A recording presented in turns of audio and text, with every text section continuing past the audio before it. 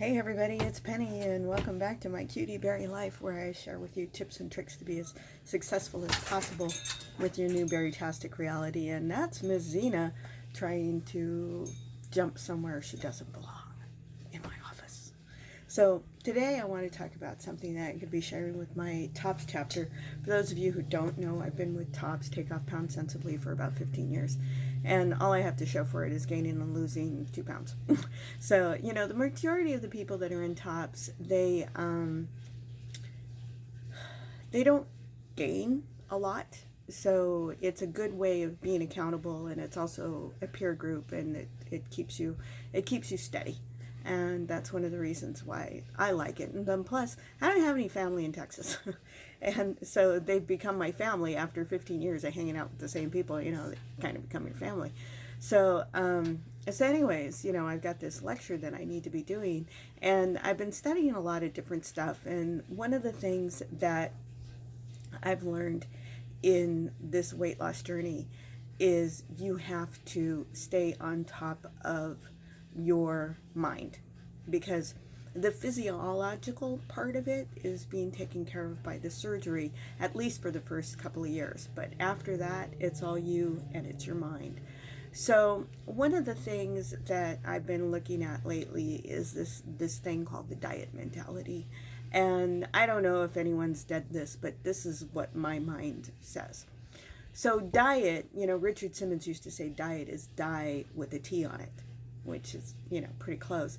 And the diet mentality is this all or nothing perfectionistic setup that we set ourselves up for to fail.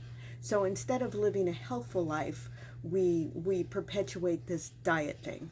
So diet, we start with D. And so when we go into a diet, we put ourselves into a deprivation mode, and we feel deprived. And when we feel deprived, then we get depressed. And when we get depressed, what do? We eat. Yeah. But anyway, so, this deprivation mode, willpower can only carry you so far.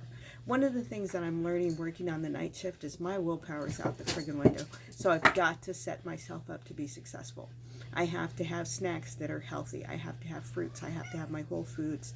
I have to have things like that at the ready so that I'm not hitting the vending machine. Because when you're mental and you're exhausted and your brain's not working, you turn into a teenager, and all you care about is instant gratification and shutting your it up.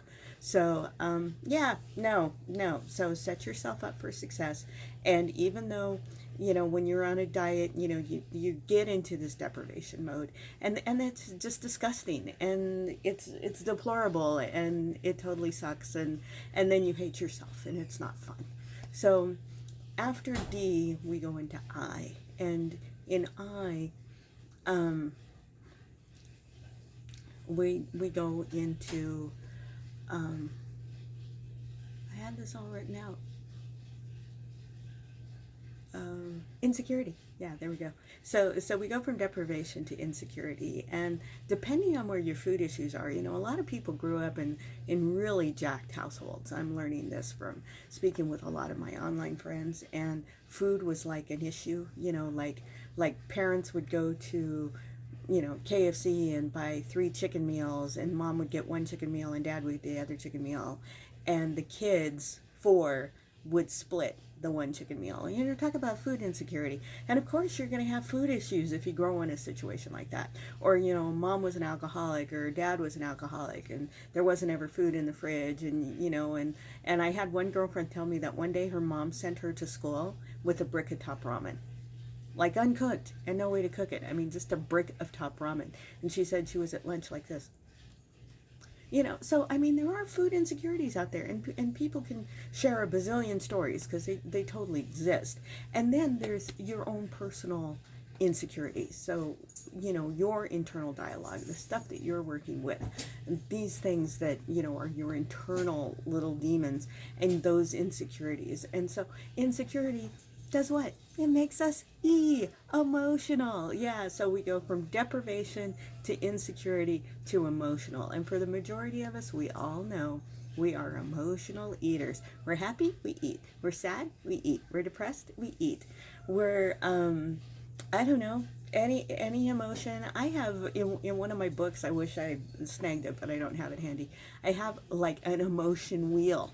And this thing is like every emotion, like happy and the 20 versions of happy, sad and the 20 versions of sad. It's insane. But you know, sometimes you have to recognize the emotion so you can articulate the emotion, so you can evaluate the emotion, so that you don't let the emotion kick your butt. But unfortunately, emotions are definitely something that we have to deal with on a regular basis. So we're dealing with deprivation, and then we're dealing with insecurity, and then we're dealing with emotions, which puts us to T. And what's T? Turmoil. Yeah, so what happens when you're in turmoil? You're freaked out, you're stressed. And what do? You want to eat. And so that makes you terminate your diet.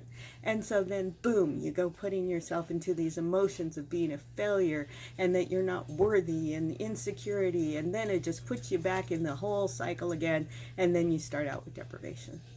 So what good is that to you? That's of no good to you whatsoever. So you've got to figure out what you need to do so you can break that vicious cycle of jumping on the latest diet. Oh, do you know what the latest diet is? Don't eat.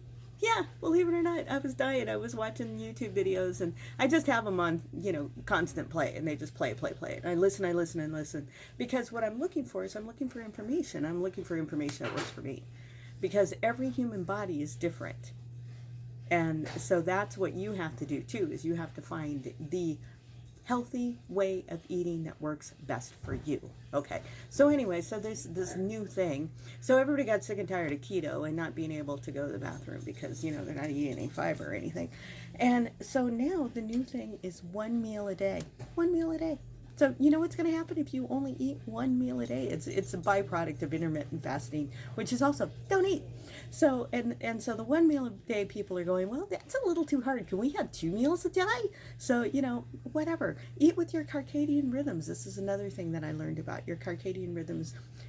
Honestly, you're best at eating all your calories before 3 o'clock. Bottom line. And the rest of the time, don't eat or drink water. Drink lots of water.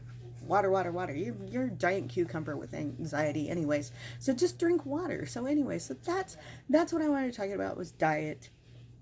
Remember, deprivation leads you to being insecure, and insecurity leads you to your emotions, and your emotions are what jacks you up, which puts you into turmoil, which makes you disgusted with yourself, and so you end up eating your feelings, which makes you insecure again, and then you go back to deprivation because you gained 5 pounds. Who wants that shit in your life?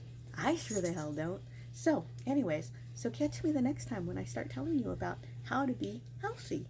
Yeah, because of all these YouTube videos that I've been listening to, all these very, very knowledgeable people telling me to eat plants. Yeah, so we'll talk about that next time. But anyway, so for today, remember, diet mentality does you no good. Deprivation leads to insecurity, that leads to emotions that aren't positive for the most part, that leads you to turmoil and termination. Diet mentality, it's of no value to you. So find a different way, because habits are very easy in the beginning, but once in a while they just become these chains, kind of like Marley's ghost. Okay, do you want those chains in your life? No, break them before they set. I'll tell you, the last habit that I got rid of before my surgery was drinking coffee. You know which one came back first? Drinking coffee. Yeah. No. And little tummy baby, don't like the coffee. So I gotta stop the coffee. So anyways, so that's it for today. Diet mentality doesn't do you any good. So don't do it. Think of something else. Be healthy. If you eat something your body doesn't like it, don't eat it again. Make a list. Do that. You'd be surprised. Anyways, don't forget, I love you, and we'll talk to you next time. All right. Bye-bye.